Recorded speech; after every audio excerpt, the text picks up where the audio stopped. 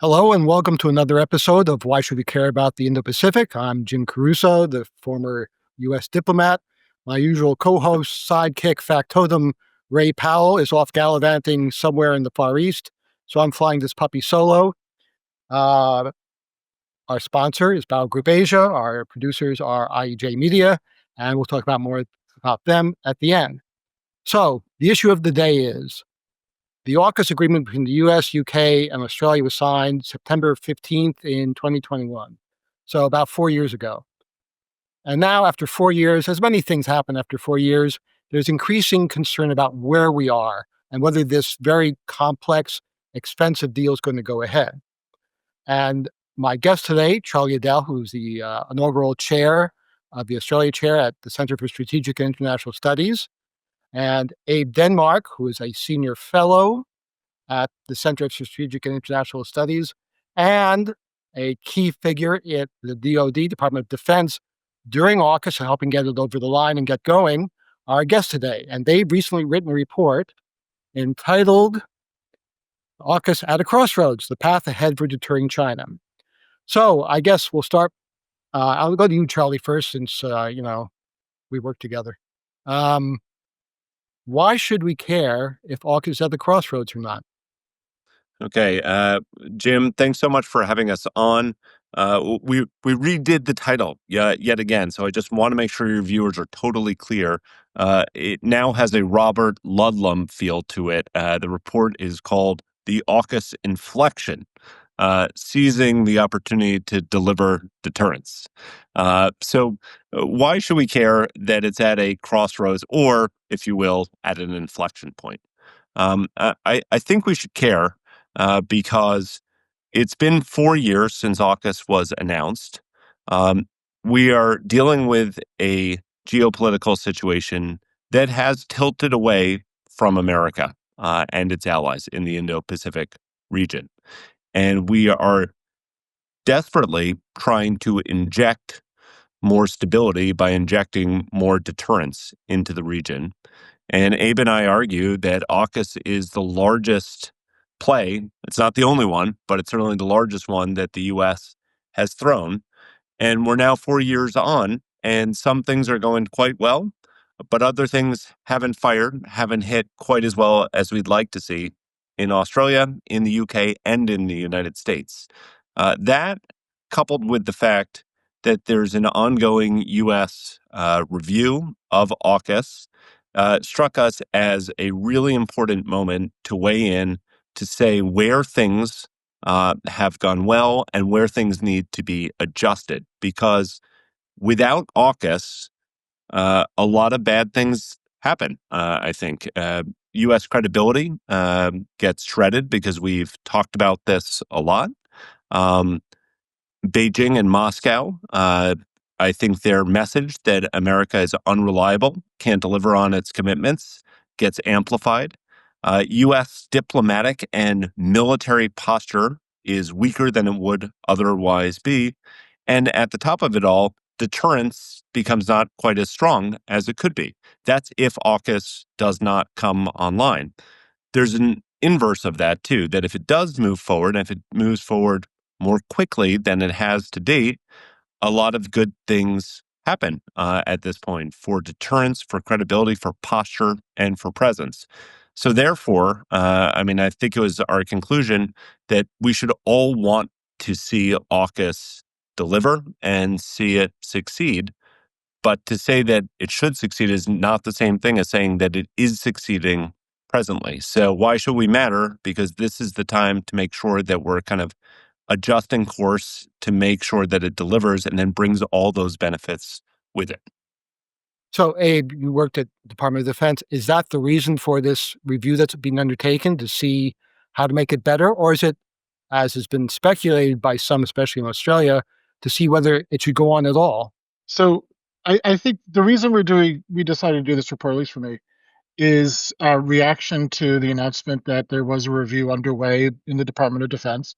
And for me, I wanted to take that on practically. I thought that a review was very reasonable and understandable, that the stakes involved, the significance of this, but also that it's very new. Makes sense for any new administration to conduct a review. And in fact, before this review, the United States was the only country to not have a review. So I thought it was a serious, genuine effort and wanted to take it seriously and use it as an opportunity to think through not only the stakes, but also to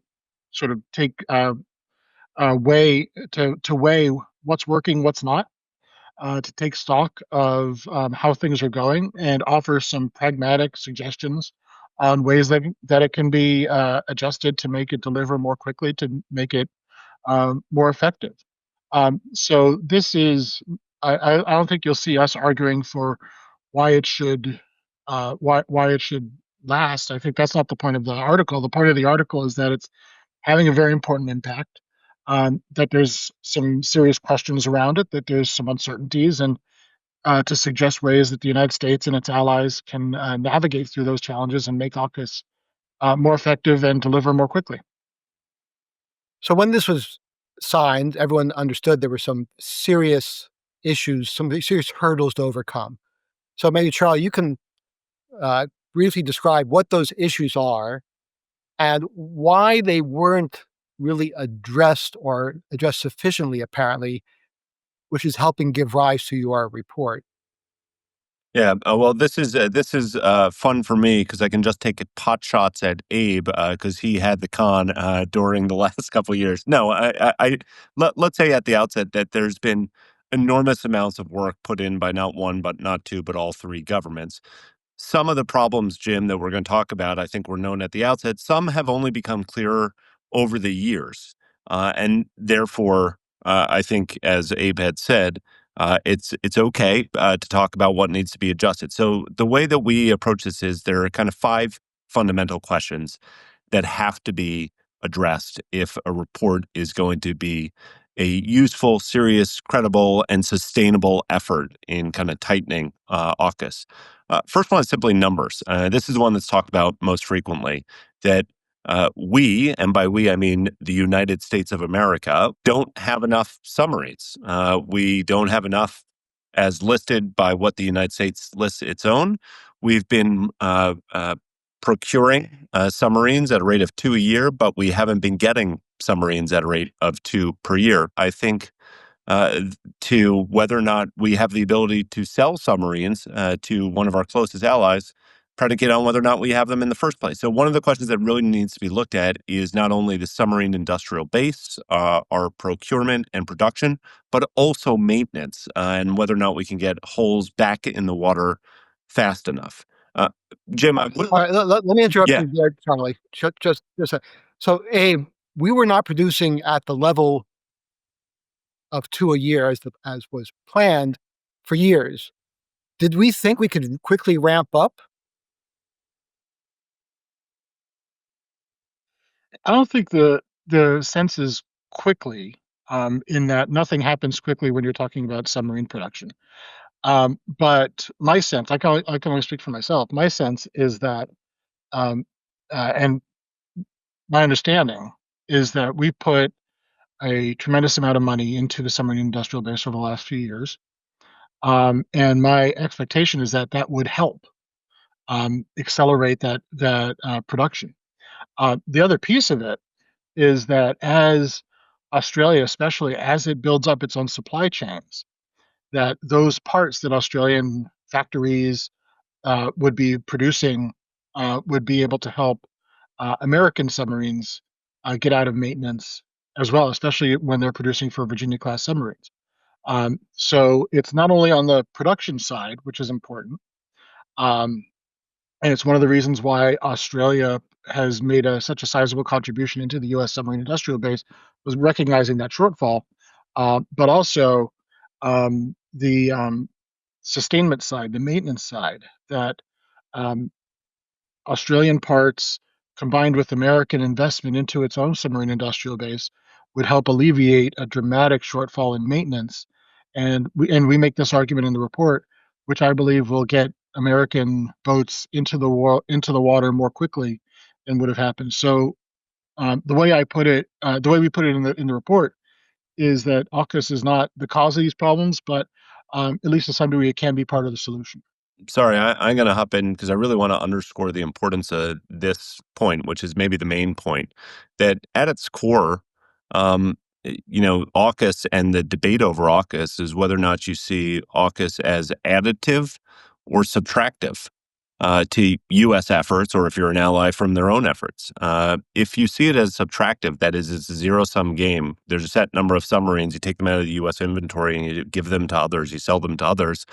There's no reason in the world that the United States should go forward with AUKUS. However, if you see it as additive, that is, we're bringing more shipyards online, where we've shined a light on the deficiencies of the submarine industrial base and therefore injected more capital into them. And then critically, you're setting up more maintenance hubs in more parts of the world, which can get more of our boats that are out of the water. We have up to 25% of our attack submarines out of the water currently, awaiting maintenance level depot. Then it begins to look different because it begins to bring more submarines online, not only for the U.S., but cumulatively for others. I think that's a core part of how you understand AUKUS. Does it subtract to or add to the cumulative effect? And just to be clear, the expectation is these maintenance facilities would be online well before delivery of the new subs to Australia. That's exactly right. Right. So it's funny how rarely that's discussed. Okay, so the quantum of subs is one issue, and delivery time and that sort of thing. What's the second problem? We can move a little bit more quickly through these. Sorry, we got waylaid, Jim. So the second issue is, if we call, will you answer?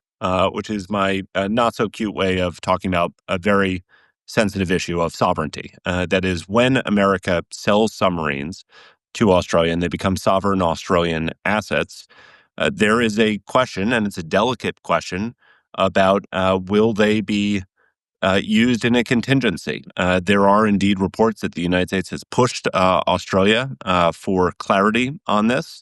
There are indeed reports that Australia has pushed back and say, we're not going to speculate about the future or give you a blank check, just like the United States doesn't give it its own blank check.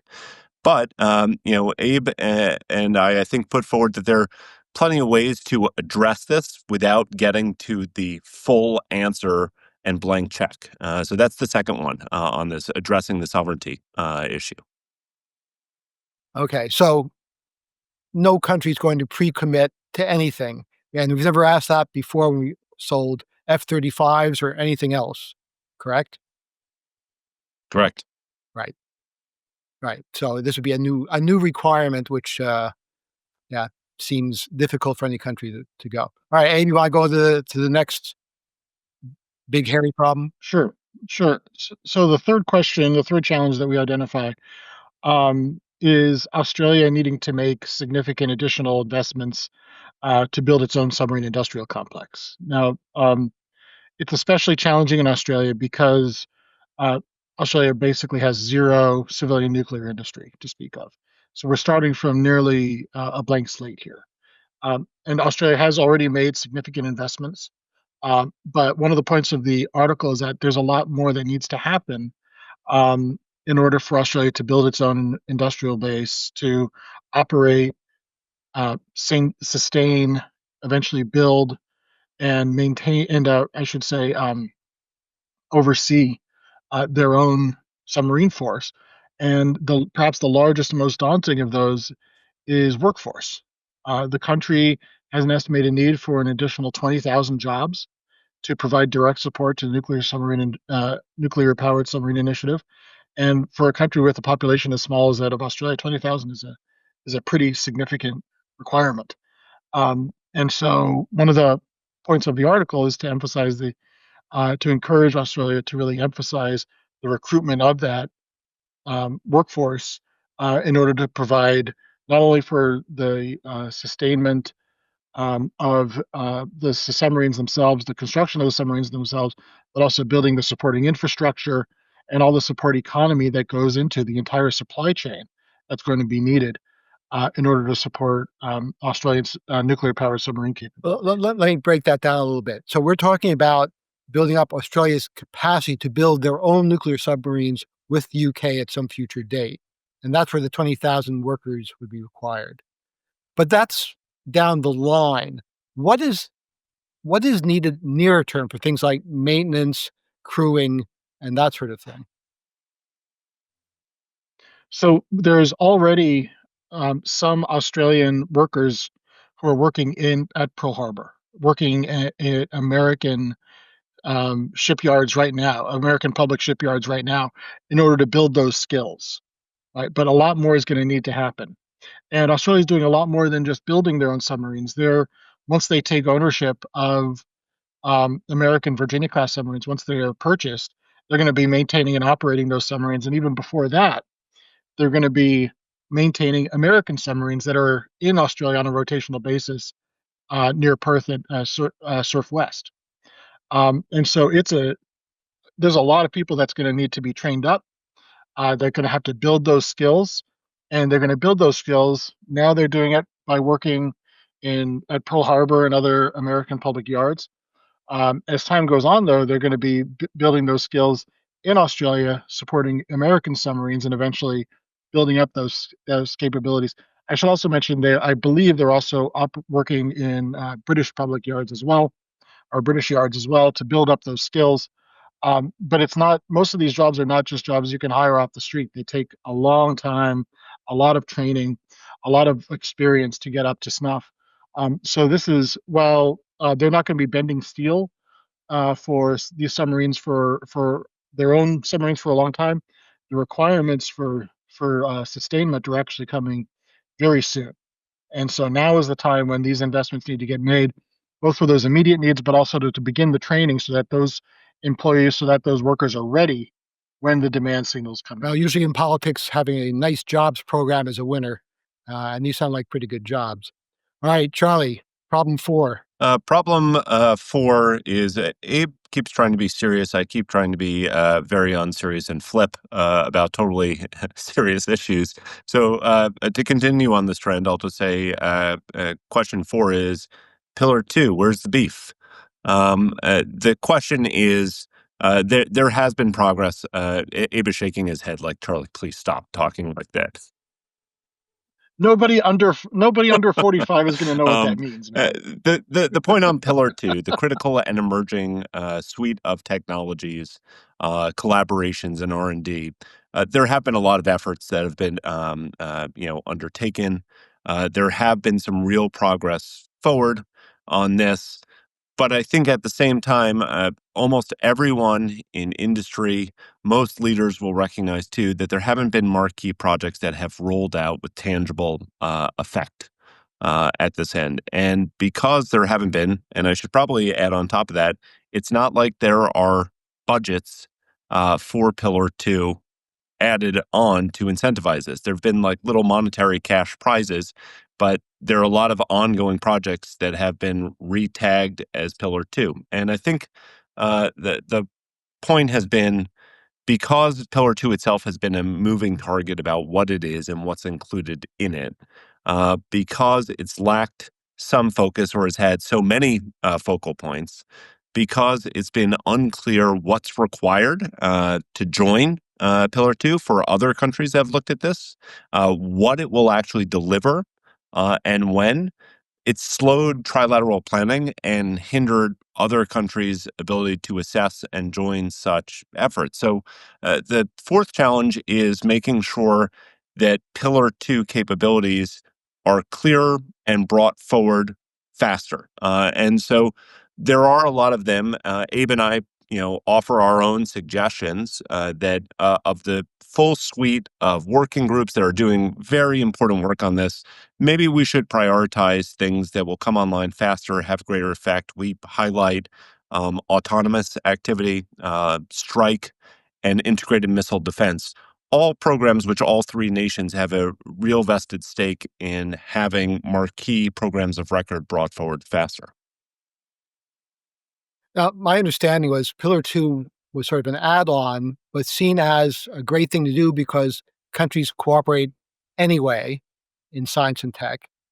And it was going to clear away some of the underbrush that made cooperation more difficult, things like export licensing, sharing of information, that sort of thing. And was it sort of expected that organically these removal of barriers would create more interaction, therefore faster development? I would say there's no field of dreams in government work in defense industrial cooperation. There's never, if you build it, they will come. That's another Great great movie. reference for the young listeners of this, Charlie. Yeah. Then where's the beef? We're really dating ourselves here. No, in Pillar Two, it's never going to be just sort of spring up organically without significant focus, without energy, and as Charlie referenced, without budget. So I think, from my estimation, from the beginning, Pillar Two has been very successful in that it created a lot of the cooperative mechanisms that we're using now.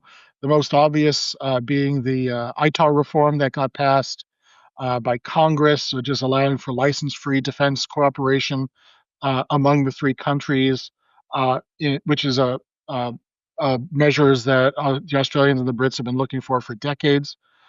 So we were able to get that over the hump there and get it through Congress. But um, the um, the real question, what Charlie was alluding to, is that what it hasn't done yet is produce tangible capabilities for war fighters.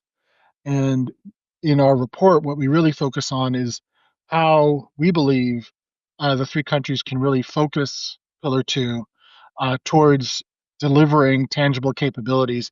And the main way that we recommend is by narrowing down the number of capabilities, the number of capability areas in which Pillar Two is focused to a smaller set that we believe are most promising to actually deliver capability over the short term. And that's in autonomy, in long range strike, and in integrated air defense. And I would add, those are also probably areas that are likely to get funding in all three countries' budget systems. And these are all clearly important areas. It makes a lot of sense to have a focus as a sort of a management goal. But is that enough without specific budget to drive them to work together? And how do we get a drone researcher in Omaha to work with someone in Melbourne to work with someone in Leeds? What is the mechanism for doing that? Well, some of the recommendations that we make are people centric in this area. So we talk about having an AUKUS visa and a digital ID in which so that industry workers, scientists, and the like can operate in all three countries without needing to go through uh, long, slow, bureaucratic security clearance passing processes, visa requirements, and the like. That for so that workers, researchers, scientists who are helping on AUKUS would have a much easier time of operating in all three environments. That would make a huge difference to lowering those barriers. But the second is resources. One of the challenges, sort of significant inherent in our system, is that traditionally Congress hates a slush fund. So in the United States, at least, there's not going to be an instance in which Congress just allocates, $5 billion for AUKUS Pillar Two and says to DoD, figure it out and figure out what projects work and put the money where you want. They want specific projects, specific capabilities that have specific requirements laid down to it. And so that is a longer, much more complex bureaucratic system. The British system and the Australian system have their own challenges, but it's different. It's a different process that they need to go through. And so it requires much more engagement on the Hill. It requires that the Hill is a partner in all of this. And that means focusing down on capability. The other challenge that I've noticed in that some of the capability areas are like quantum, right? If you were to go to a lot of the senior leaders on the Hill, a lot of foreign policy experts who are doing podcasts, and ask them what is quantum computing or what is quantum cryptography, they'd have no idea, right? They know quantum is important, but they don't really know what that means or how it's important or what it means in terms of warfighting. And so, my sense, if we want to have capabilities in the hands of warfighters quickly, it means focusing on capabilities that people understand and that are relevant to battlefields or potential battlefields, both in the Indo-Pacific, but also in Europe. And that to me, air defense, autonomy, long-range strike, are capabilities that everybody understands and everybody sees the Can I significant just need for. add, Jim, if you don't mind, that there seems for a long time there was a somewhat circular argument about Pillar 2. That on one hand, people who are deep in the weeds of this, working the issue, trying to progress some of these blockages about further and tighter and more integrated collaboration, would say all the time, look, what we're trying to do is actually create an enabling environment, kind of so that we can share information more seamlessly, so that export controls are rolled back, so that ITAR is reformed. That is the holy grail that we've been going after. And you need to have an enabling environment, which will then tee up the production of particular capabilities that go to the warfighters. And then you would have a political conversation that said, but what is it actually producing? And what are these capabilities that we can, cut a ribbon in front of? And the response would be, but we're just trying to create the environment. And this conversation would go round and round. And the answer is, of course, we're trying to produce both. You need the enabling environment to produce capabilities, but if you don't have demonstration of what we're doing with this collaboration, you're not going to get guaranteed funding to move it forward. So I think the idea here is that we actually have made some great progress in moving the enabling environment forward. It's not all the way there. There's more work to be done, but we haven't made as much progress on rolling out deterrent capabilities that are useful for all three militaries. And that's what needs to be prioritized. And the best way to prioritize that is to narrow the scope of what is being focused on for AUKUS Pillar 2.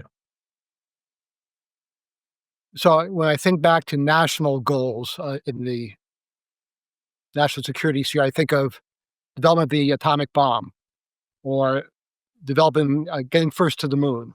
But these were U.S. projects. And as you say, it was very clear what the end goal was, tangible.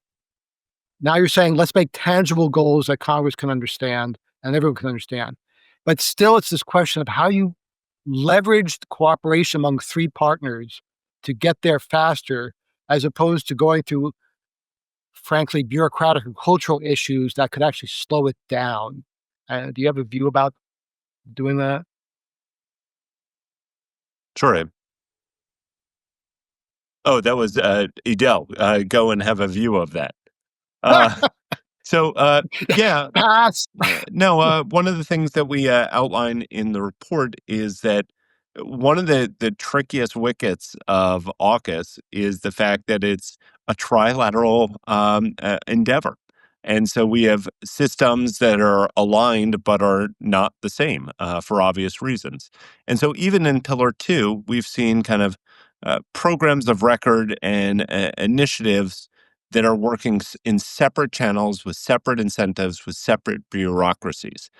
To a certain degree, that's like never going to change because this is three different sovereign nations working together. But there are ways to kind of hone the mechanisms, both kind of the reporting, the oversight, and I think the prioritization and the funding for key programs that could be I think, done in a more collaborative fashion than they are being at this point stovepipe kind of through individual nations. Look, I'll give you one example on this. One of the challenges, I think, is that whether or not every initiative, we'll talk about Pillar 2, needs to be trilateral. That is, look, the Australians have developed a terrific autonomous undersea program. The United States has developed their own initiative, and the Brits are now in on the game too. So the question then becomes, okay, let's say that that's something we're interested in. Do we have to decide, are we buying from the same manufacturer? Can nations do it on their own? Can we broadly say that we're moving forward in this area, and then each country will allocate funds to their own national champions?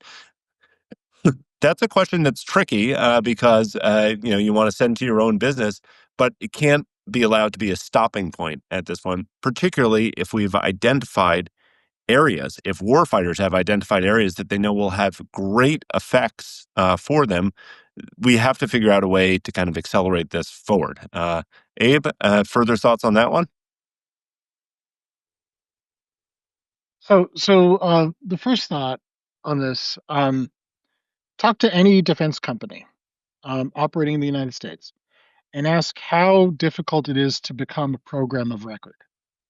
And everyone would tell you it's incredibly difficult, takes a long time, a lot of risk, a lot of uncertainty. Now, when you imagine trying to do the same thing in three systems, the difficulty is not additive, it's multiplicative, right? So the complexity of doing this is actually quite challenging because the systems are not aligned, the budget calendars, the processes now. But even that aside, if somehow all three systems were to agree and say, we all want to buy this thing, and we want to go to the manufacturer and say, all three countries are going to buy X number of your systems. There's currently no legal way for the United States to do that. So one of the first things we did when I came into working on AUKUS is getting the national armaments directors together to start talking about how they would go about trilateral purchases, trilateral acquisitions.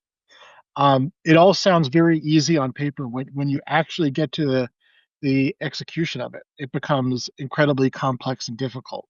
And that's one of the reasons why Charlie and I talked about the need for um, uh, both the United States and Australia to appoint leaders reporting directly to the president and the prime minister. I'm skipping ahead to the challenges here. Um, a, a special representative like the United Kingdom has done, who would have that authority and have that direct line to the at the leader level, who would have accountability to ensure that AUKUS delivers. Because you need a lot of juice to make the system move so significantly. So you don't get bogged down in these bureaucratic complications. And you know, it's something that all of us who work in government deal with. And in order to get through it, in order to move things more quickly, you really need to have that level of juice that you get from being like a special representative to the president or the prime minister. All right. Makes a lot of sense. All right, Charlie, want to bring it home? Sure. The next story problem. Yeah, and this is one that I think Abe has started talking about already. But fundamentally, we have a challenge about timelines. Oftentimes in the press, the way that AUKUS is talked about is that AUKUS sounds nice, sounds good, sounds expensive, but it's not going to come online until way after we need it. It's not going to begin to materialize till they're building the submarines down in Osborne in South Australia in like 2040. And of course, we need deterrent capabilities not in 2040. We need them yesterday. And so the challenge really is one on timelines about how we make sure that we are getting capabilities for not one, not two, but all three nations quicker that can deliver deterrent effects way before you have the construction of a new type of submarine, first in the UK and then in South Australia. And so one of the things that we put forward is this is partially where Pillar 2 can have great effect if its promise is realized. That is, if programs of record are brought forward quickly. It is a bridging challenge because AUKUS is not just about submarines. Land-based strike will clearly play an element in this. The AUKUS is all about deterrence, and there are lots of things that you pour into the deterrence bucket. But AUKUS is also about making sure that we have more assets jointly in the undersea area. So there are questions about maintenance and how we speed that up as well. And then finally, Jim, if we're talking about timelines and how we significantly can speed up the delivery of deterrent capabilities, there's a question, or maybe there's a partial answer. Abe was just talking about this in terms of one of our recommendations about the appointment of a special rep for AUKUS in the U.S. that can report to the president, in Australia that can report to the PM, similar to what the UK has done. But there are a number of other mechanisms that would provide, I think, more oversight for legislative branches and that can help with tangible benchmarks, with resource deployment to speed things up. But really, the challenge here is how do we make sure that we're getting more capabilities faster that equal a larger deterrent capability. Okay, so the you've identified very clearly the challenges. You've identified some of your proposed solutions, like more focus on specific Pillar 2 outcomes and narrowing that aperture. Having a AUKUS czar in each country to break through the bureaucracy and mobilize resources and kick rear ends when people aren't cooperating well. What are the other recommendations that you have? I'll go to Abe first since Charlie spoke last. We have a lot of recommendations. It's kind of a long report. Read the I report, think, says Abe. yeah. All right, give me two. All right. All right. So, one of the key ones that I think is important. I earlier, I believe we talked about the important role that Congress plays in all of this, and the other parliaments play. So, one of the recommendations we make is for there to be increased dialogue between the three parliaments, between the three legislatures, for them to share notes, for them to help produce sort of trilateral oversight of this, of AUKUS. And that's especially important both because in the United States, as you know, the Congress does the appropriations, does the budgeting, and that's very important in our system. But also in Australia and the United Kingdom, members of parliament are also members of government. And so that's a very key way to engage with important leaders in Australia and the United Kingdom. The other piece that's sort of tangential to that is recommending that all three governments produce an annual report on progress that's being made in AUKUS, future plans. That will be an important part of oversight, of transparency, and accountability that I think is needed in as moving AUKUS forward. So those are to me are the two that jump out. I expect Charlie has two others that jump to his mind. Yeah, bring Abe back as the AUKUS czar. No, I think the oversight piece is really critical here because, again, I don't want to minimize all the work that's been done in all three countries that has really pushed forward progress here. But on the other hand, they've been a little bit ad hoc to date, and not having more transparency doesn't allow the legislatures to both hold their governments to account, but also to understand where there are gaps, where they need to plug some holes, where more money needs to be spent. Again, it's not a specific recommendation, but I would just add that when I was doing some press on this earlier this week, I got the question, so you're asking for more money? And I said, yeah, I think we are. The scale of the project means that there needs to be more resources put in by all three countries. Follow-up question is, well, what will more money get you? And the answer is more capabilities and sooner, but only if there's appropriate attention and oversight to how that money is being spent. So again, lots of recommendations in here, but I think this is, and maybe this is where I'd kind of, end with Jim, is only if there are some course corrections here. So yes, this is a review process that might be asking for other things, but this is an important review process. It's one that both of us are supportive of because AUKUS could use some tweaks and adjustments, and we have to do so now at this point. And in fact, the U.S. has never conducted its own review. It's been 4 years, so it's time to do that and decide where we adjust course. So, all right, before we wrap up, I just want to say we're recording this the evening of September 28th in the US. August 28th, Jim. August. Wow, am I all over the place? August 28th. Deputy Prime Minister and Defense Minister Marles was just in Washington meeting with his counterparts, as well as the Vice President. Was this an effort on his part to kick back some criticisms of Australian efforts in this regard, or get reassurance about what are you understanding is the purpose of this trip, Charlie? Well, it's hard to say because there's been so very little information put out about what this trip actually was. In fact, the full suite of what this was, as opposed to a readout, has been a series of tweets telling us what he was there to discuss.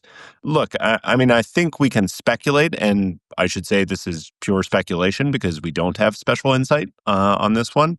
But if you look at even in the tweets that were put out, they said that they were there to discuss the alliance, to discuss defense collaboration, to discuss AUKUS and critical minerals and some other things. So I would be shocked if they were not discussing some of the concerns about AUKUS, some about the concerns raised by the United States about the levels of defense spend. But again, that's my speculation. I guess I would probably throw in the mix because Richard Marles was double hatting and he was also there as deputy prime minister, as you said. My guess is there's probably conversation about trying to hopefully eventually lock in a bilateral meeting between the leaders of the two countries so that they can actually have this conversation and get after it. But again, that's just my pure speculation. Abe, maybe you have greater insights that they were talking about AFL or footy or something else. I don't know how much Marco Rubio knows about AFL, but what I'd say, I don't have any special insights into the trip that I can talk about, but to my mind, I've been in many meetings and engagements with Deputy Prime Minister Marles over the years, as I'm sure Charlie has as well. And I think he is one of Australia's most effective diplomats. And so, to me, any opportunity for Richard Marles to come to the United States to meet with his counterpart, meet with other senior officials in the U.S. government, is something that should be taken up. So I was glad that he came. My hope is that he made good progress on the broad set of issues that they're discussing, and that a meeting with the prime minister and the president can come soon. But everyone's my speculation isn't better than anybody else's. Jim, what's your speculation? It's exactly what you guys said. He is a very effective interlocutor, and he needs to be working closely with Hegseth and Rubio and everyone to keep the alliance strong, especially since the prime minister and president have not met yet, and this whole AUKUS question is still a bit up in the air where it's going to go. And on that note, I want to thank you guys for joining me. It was a really good discussion. I encourage everyone to read the report. It's truly excellent, laying out clearly the challenges as well as the opportunities to get this right. As Charlie said, deterrence is key.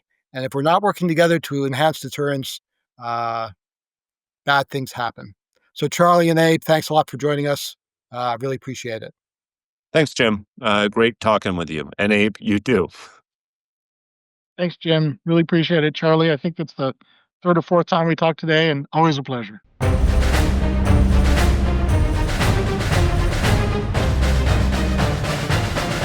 Okay, that was a really interesting discussion of a really important issue. The report matters a lot because AUKUS has been under a lot of pressure, both in Australia and the US, as far as the expense and the timeline and all that. This report lays out the problems clearly, lays out the way forward. I encourage everyone really interested in AUKUS to read it. It's an excellent read. So with that, I'm going to wrap up. Since I'm doing this by myself, I don't have Ray to fall back on. But I do have Ian, and IEJ Media, who produced this, as well as Bauer Group Asia, our great sponsor. Thanks very much. See you next time on Why Should We Care About the Indo-Pacific?